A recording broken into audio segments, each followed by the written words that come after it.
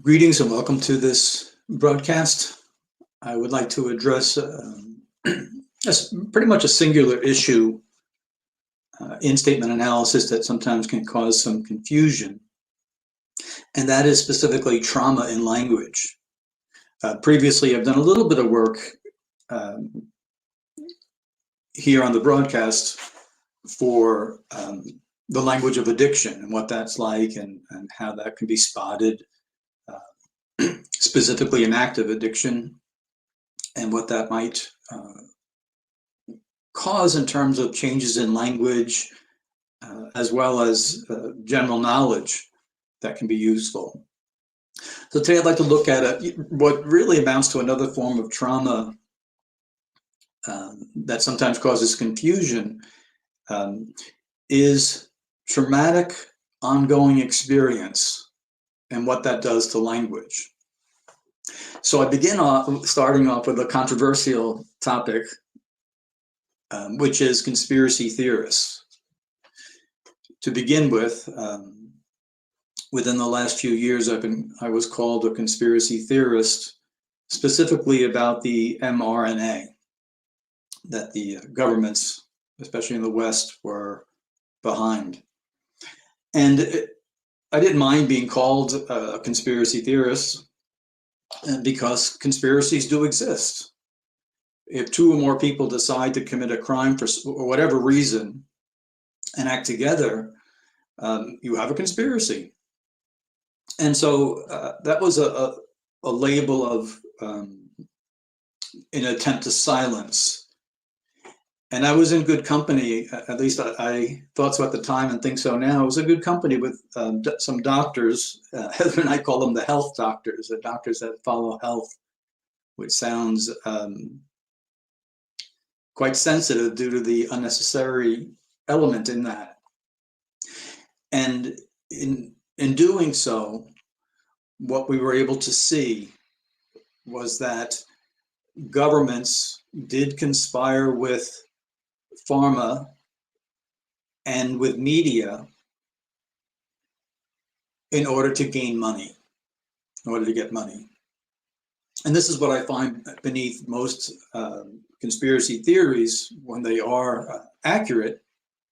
Not all are accurate, but when they are accurate, we find that there is a drive for money. And that seems to be a very safe way to attempt to discern. So in using the term conspiracy theorist, it's an attempt to silence a differing view. It doesn't mean, however, that someone may be given to conspiracy theories, and there's pitfalls to avoid with that. I don't consider myself a conspiracy theorist. I do, however, come upon crime and work on crime where there is the crime is of a conspiratorial nature. Those are working together for profit. And I think one of the best tools of discernment is to recognize and accept human nature for what it is. And so beneath so much is profit. It's profit. And so with the mRNA, we had a product that had been rushed, very scary. We had a product that was mandated. Well, you'll lose your job, you'll lose your ability to have freedoms, et cetera, et cetera. And then we had any criticism of it silenced. And the advertising here in the United States, the advertising is on through media, through television, for example. And so there was a constant joining of an organic conspiracy to say, hey, if you don't go along with this, you're endangering us. And here in the United States, we have the VAERS system, the Vaccine Adverse Event Reporting System, in which with the mRNA, we've had reporting like we've never seen before in terms of the injury list. And so whether you embrace the COVID vaccine or you're against it, there are certain things that are before us, and the Freedom of Information Act is bringing more out. Beneath this was a desire for profit, huge profits. And even where there's a conduit for control, and power and authority. Beneath that is profit. So there's always an exploitation, and any of you that are students of history, or even just common readers of history, you'll get that pattern, and you'll be able to see that and say, okay, that this is how that goes. But then there are those that are conspiracy theorists themselves, where they see conspiracies in most everything. And there's a pitfall to avoid with that. And I think sometimes the worst thing that can happen to someone like that is that they're accurate, and it becomes more solidified in the us versus them mentality. When we listen to the language of someone in trauma, we're listening for a type of dissociation. And we recognize that conspiracies are very entertaining. Very entertaining. And the reason that is because as something is uncovered, it's a mystery that's being solved. And I believe we've been created that way. We've been created with a bent towards logic and to solve mysteries. We love a mystery. And I don't mean that always in the sense of crime. We like to go, you'll see children go in the backyard, begin to dig, trying to discover the world, trying to exegete the world in that sense, to learn what's in it and take out what's in it. So we all have that. And a conspiracy theorist can play on that people's desire to see something that no one else sees. Inevitably, it will lead to failure, and that can be have its own impact in terms of disillusionment and lack of trust and bitterness and isolation and so many other things. But it generally will lead to an attack, a verbal attack. And what it says is, I'm so much smarter than everyone else, and if you don't see that, you're an idiot. And how many here could say, I was looking over this topic and the person said that I was an idiot and I didn't want to be an idiot, so now I agree with them. We don't work that way. By asking questions and searching, we make the attempt to learn. So when we see trauma in language and we see weakness, for example, we don't simply say this is weak, therefore it's deceptive. We have to ask, is the weakness appropriate or inappropriate? And the greater and lesser context, both in play, can help us decide that sort of thing. So if I said, and this is a little bit antiquated in terms of our technology today, but if I said, I think I locked my keys in the car, and you highlight the word think, and this is a weak assertion on my part, and then you have to ask, is the weakness appropriate or inappropriate? And so if I don't know with certainty or a degree of certainty that my keys are in the car, then it's appropriate weakness. If I said, I don't think I shot the man dead, you would say, well, that's inappropriate weakness. You were shooting and, that sort of absurdity. So we try to judge based upon the context of the language. It doesn't mean we discount the various principles that we follow in listening. We have to decide if they're contextually appropriate or inappropriate. So what I'd like to do is just take a look at one where someone looks repeatedly like they're guilty. And some of you will remember this from last year, the case of Nicola Bulley. And she went missing, and I have the statement up here. And I looked at the statement that was originally made, at least early on, and some other statements, and I concluded that in spite of all the red flags that you see in the language, he's telling the truth. He does not have guilty knowledge of what happened to Nicola. And there was, I think, a palpable anger in terms of how stupid I am not seeing the conspiracies, and Metropolitan Police move the body, and you think about the great risk of that. It just doesn't fit human nature. But there was, oh, I used to love your work, but you're the worst thing ever, because it's like a personal threat. And that's when you know that entertainment perhaps is not serving you in terms of discernment. But take a look at this statement, and you can look at how many things sound awful here. Every single scenario comes to a brick wall. I don't like that language. It's a language of frustration, but it's also physicality. I'm concerned about that. There's a missing woman. Every single one of them. And then all we're doing. And so we have the pronoun we have him bonded with someone who is sitting there. This is the body posture indicating tension, going round and round, going through every scenario, and then going back to the first scenario again and do the whole thing again. And then there's this just all day long. That's all we're doing. That's all we're doing. Interviewer, how are you? Are you coping? So he's uniting himself with someone, and we're going to find out who that someone is, who is taking him through scenario after scenario, and then back to the beginning again, and then all day long. How are you doing? It must be so difficult. I don't know how I'm coping. I look at this is anxiety. I can't. I don't even want to actually think about that. Just focus it. Just like I said, self-reference. It's just about the girls. That's it. So here is a complete disregard for the victim, the missing woman, and only a focus on the daughters, the girls. I'm here for them. So you say, hey, does this guy even want to find his wife? I'm there for them. Like, I don't want to really elaborate on that. I don't want to take my eye off that. He doesn't want to take his eye off of taking care of his daughters, not finding Nicola. It's amazing. To our people helping. It is. That's the only thing that we can take, that level of support. And he's not speaking for himself. He's united with someone else.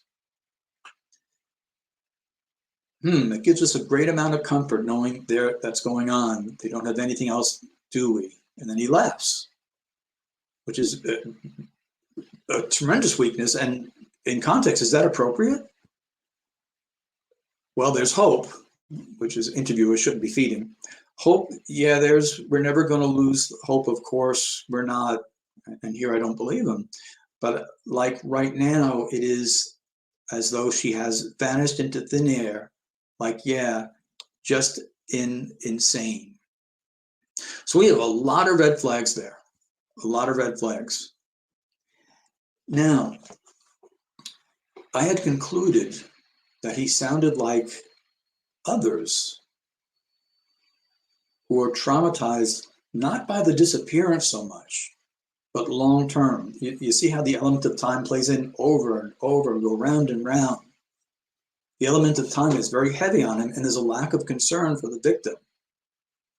So I thought, oh no, he sounds like someone who has been coping with longer term suicidal ideation.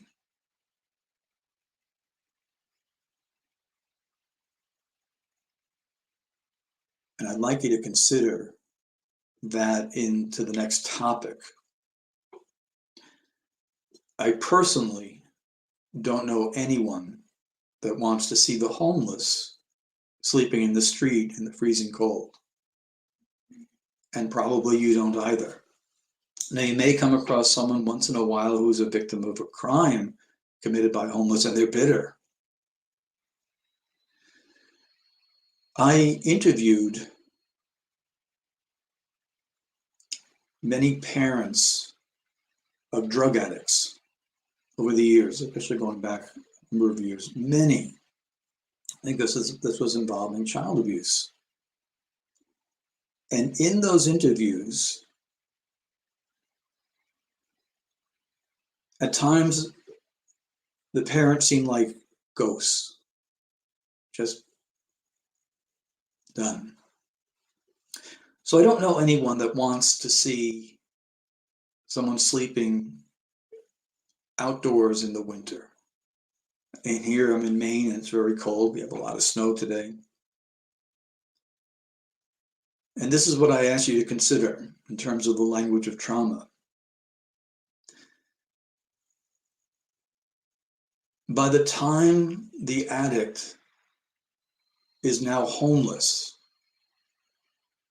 what I learned through the interview process was that the parents, loved ones, and friends had been through so much and had to, for their own survival, put them out into the street. That they didn't believe they could survive with that person, that addict, in the home. And as homelessness here in the United States has increased tremendously in the last few years, I'm not seeing interviews with friends and loved ones. The default position is always the government save us. Government needs to fix this, that sort of thing, as if elected officials can do that. And we need mental health services, and you can consider how effective those things are. But I don't think anyone wants to see any human being suffer like that.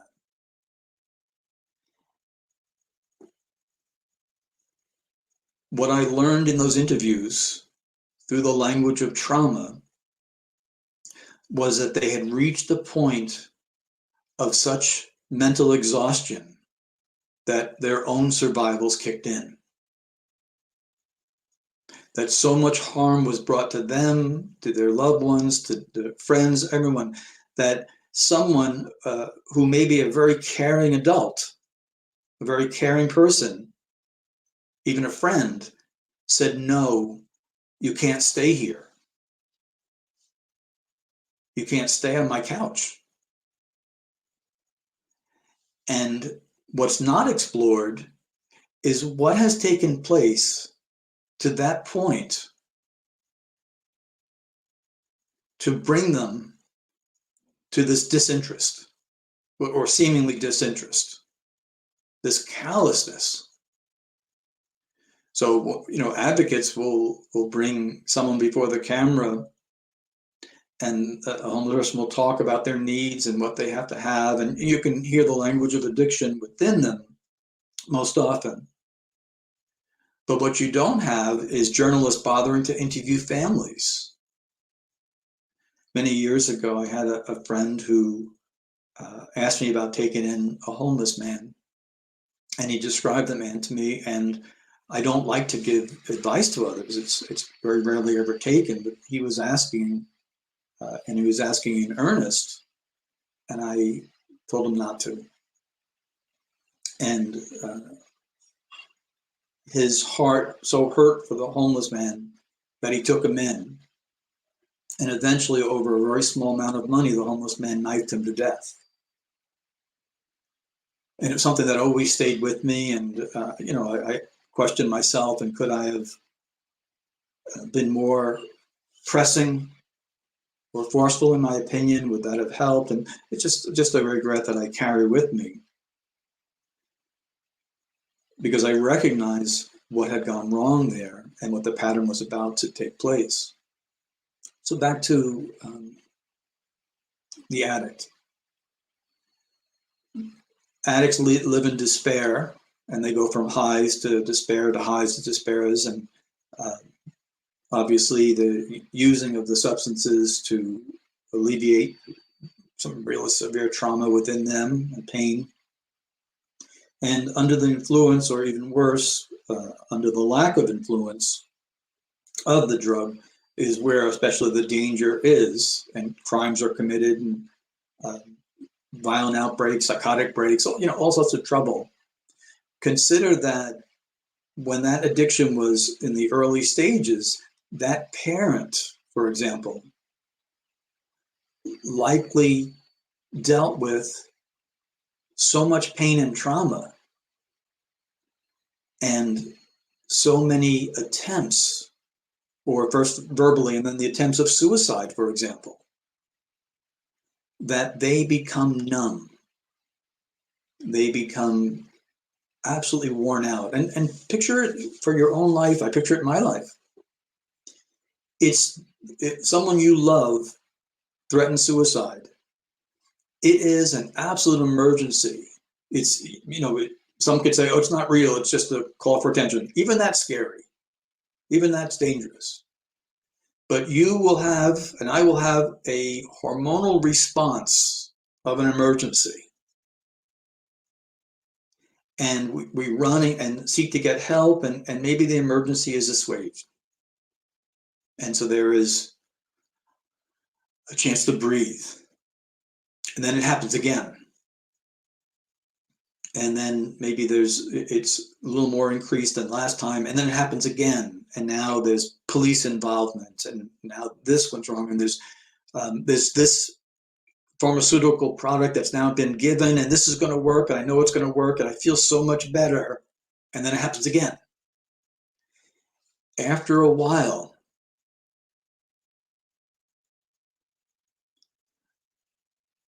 the person begins to survive. The person begins to shut down for the sake of survival. And they become like a deer in the headlights.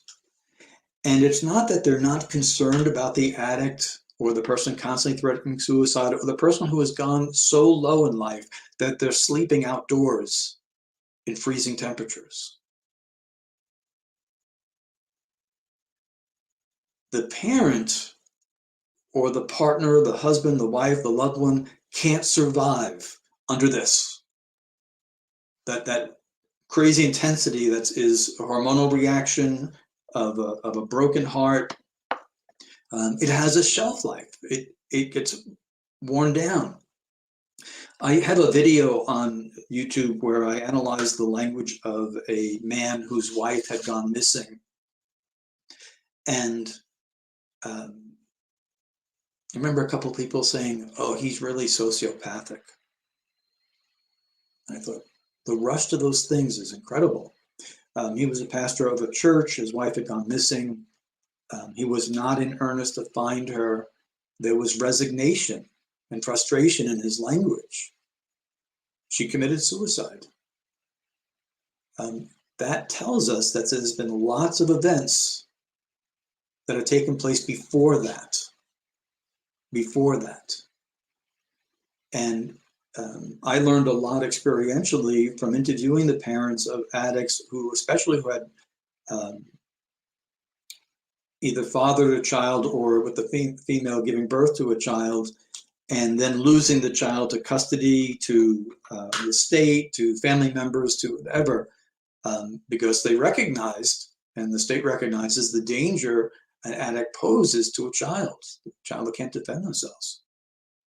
So it's a terrible tragedy. And if you go back and look at Nicola's partner's statement, you're seeing someone that's in resignation. Someone that he's not hopeful. He's not interested in finding her in that sense. And then, of course, as interviews went on and more people said, well, we can do this and we'll do that. And he's going to respond, of course. He doesn't want to sound like a monster. But he didn't have hope that he was going to find her.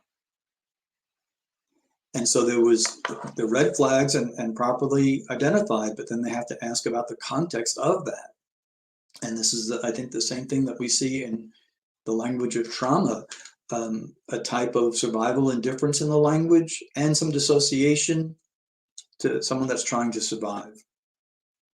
And so as upsetting as it is to see someone sleeping outdoors, for example, you're very likely looking at someone who just in the home who can't cope, or who has been subject to so much violence and so much pain and so much unpredictability, who can't themselves survive with the risk of even having that young male, for example, living on the couch.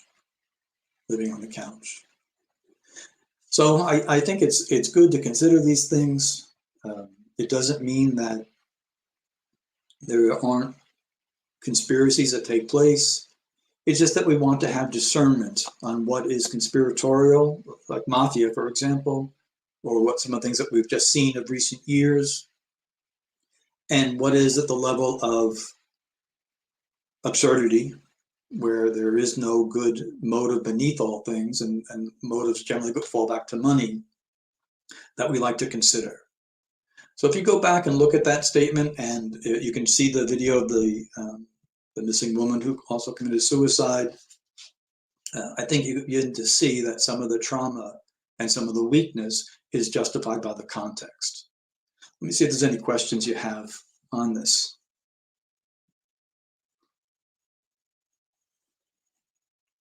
You know, and I recognize doing the topic of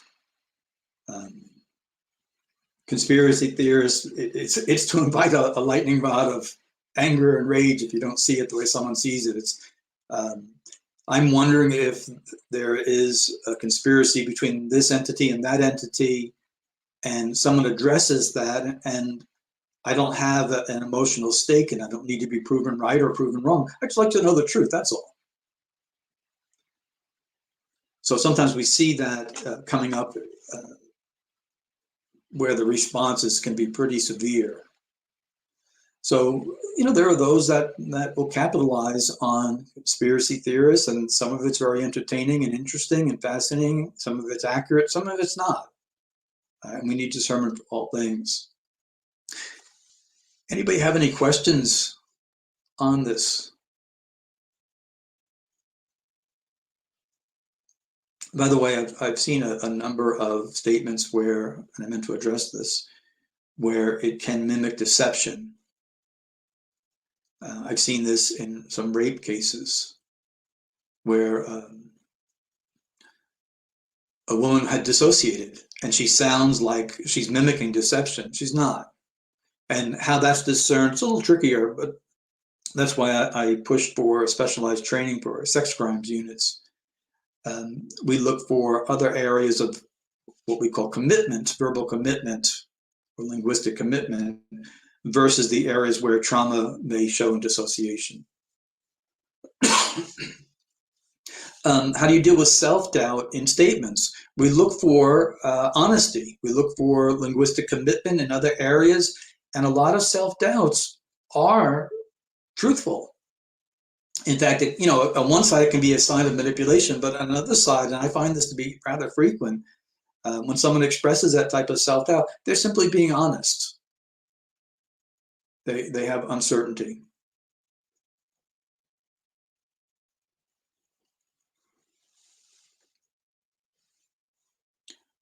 Other questions, or if you'd like to share some comments, that's fine as well.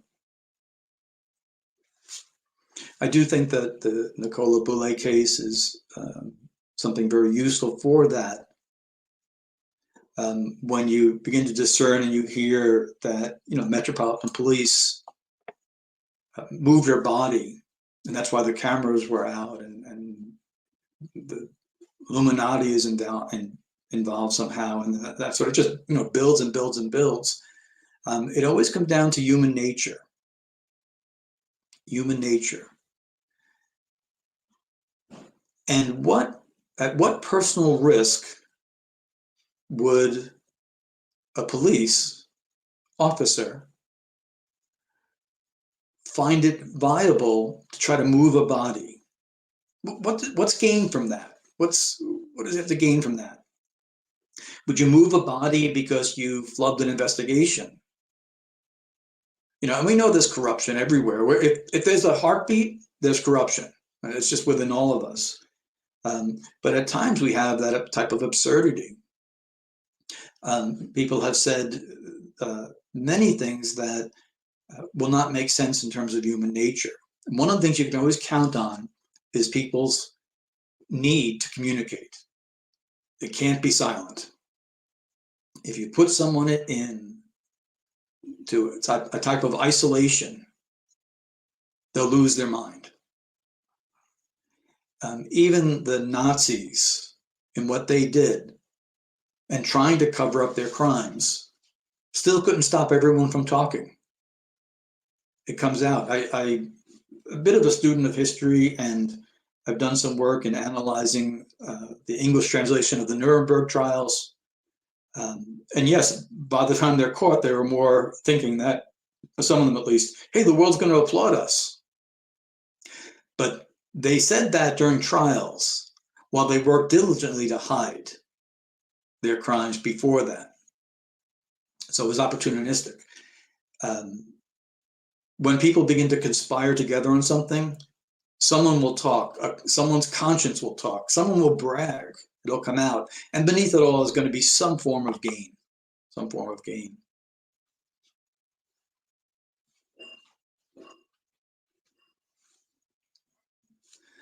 Okay, so here's a really tough question.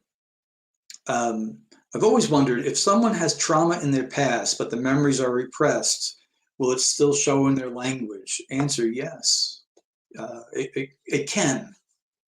And I find it to be that way.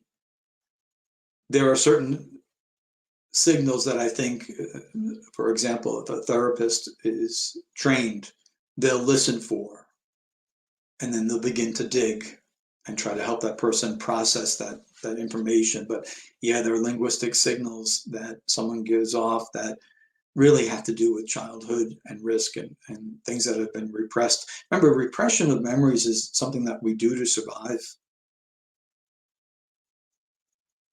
to just try to make it through the day. Great question, by the way.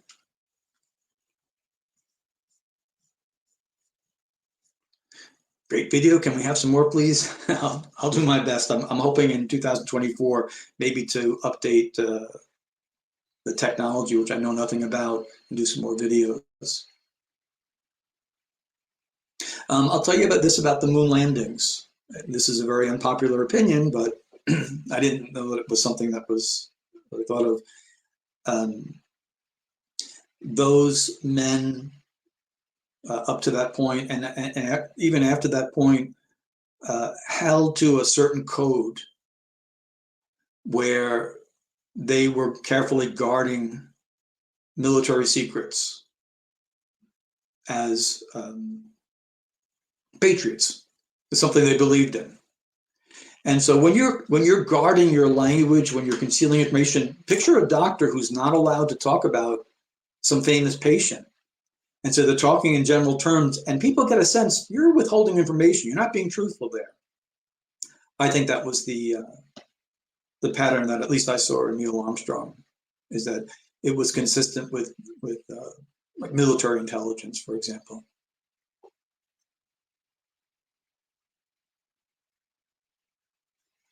I hope everyone is doing well and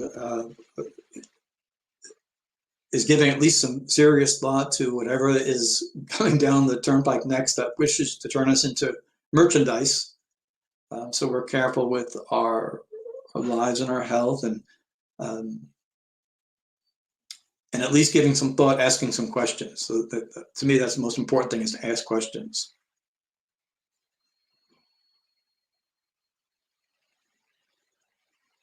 Knifed versus stabbed. Is knifed a distancing euphemism that is externally influenced language? That would depend upon the context, the smaller context, the lesser one inside the statement itself, but also a greater context on how it's done. I work with some brilliant analysts around the world, and I rely upon them to give me feedback on how, like, a certain region, the UK, for example, and the United States, our languages can be very distant from each other in terms of expressions and regionalism. It's really quite helpful to go that way. So I would actually need a more specific statement to look at it, and but it could be a way it's used. And thank you for the greetings from Poland. Are there any other questions about the language? Here's a tough one. Does self-focused trauma language different from the language that might suggest a personality disorder? I can't answer that without the specifics. And I think that's a great question to be asking while someone's listening.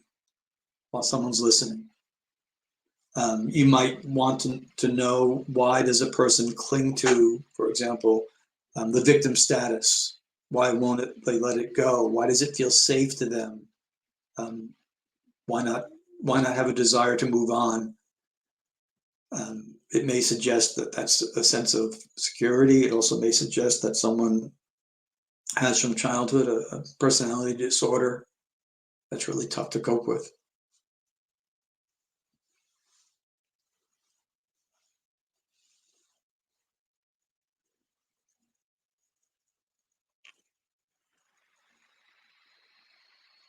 Okay, the follow-up question to the knifing, the context regarding a friend of mine from decades ago, it was very personal to me. And so there's details about it that I know that the actual action is still in my brain. I wish I could forget, but it's there. Trauma. What about trauma you don't remember? I think sometimes it begins to come out in little hints of language, and then hopefully someone can begin to explore from there. Also, I think with teenagers, especially teenage girls that experience trauma when they were young, they begin to act out, and I think the body itself can testify to what the brain can't grasp. Remember, if someone that is assaulted, sexually assaulted in particular, pre-speech, the trauma is the same. The assault is there. They just don't have the words to articulate it, and that takes some very specialized training to dig at it. Does childhood trauma hold back language development that can be identified in adult? I think so. Some children that are traumatized young speak very late, and I don't wish to suggest that a child that's struggling in speech or doesn't want to speak much is necessarily traumatized, but conversely, that can be true. That someone that's traumatized is delayed. I'm not really sure how we're going to cope with adults 20 years from now in terms of those that are now in the 4th grade and struggling to read. Those that have experienced probably the worst time in life, here in the West at least, the government lockdowns, the school closings. And I don't know how we're going to cope with that. That remains to be seen. I believe we'll see the consequences of it.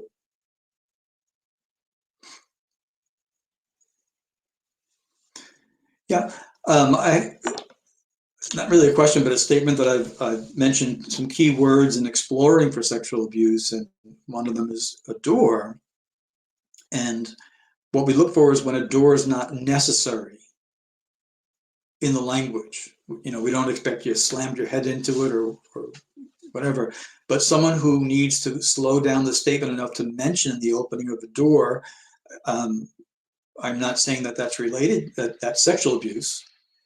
What I'm saying is explore for the possibility of childhood abuse, because a child may have a memory of the sound of a door opening, and then trauma takes place.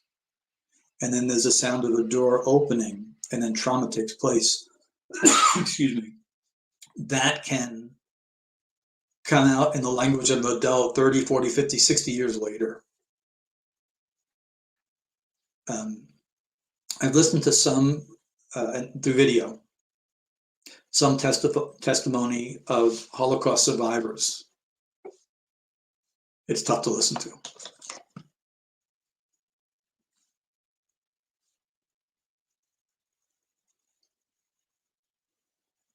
Have I come across many that have stopped speaking for years, perhaps? No, most of it, I think people will rush towards helping and encouragement and do what they can to try to get that, to bring that back into play, the language. And a lot of it, and some of that in terms of the wording is for a different study, more detailed study and more challenging. Unfortunately, I flinch each time I hear a door open.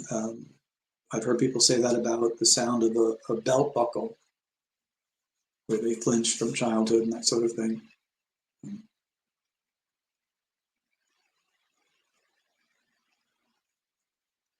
Well, thank you for joining, and hopefully I'll be able to start doing more videos in 2024, hopefully with a little better technology shined upon it. So thanks all, and be well.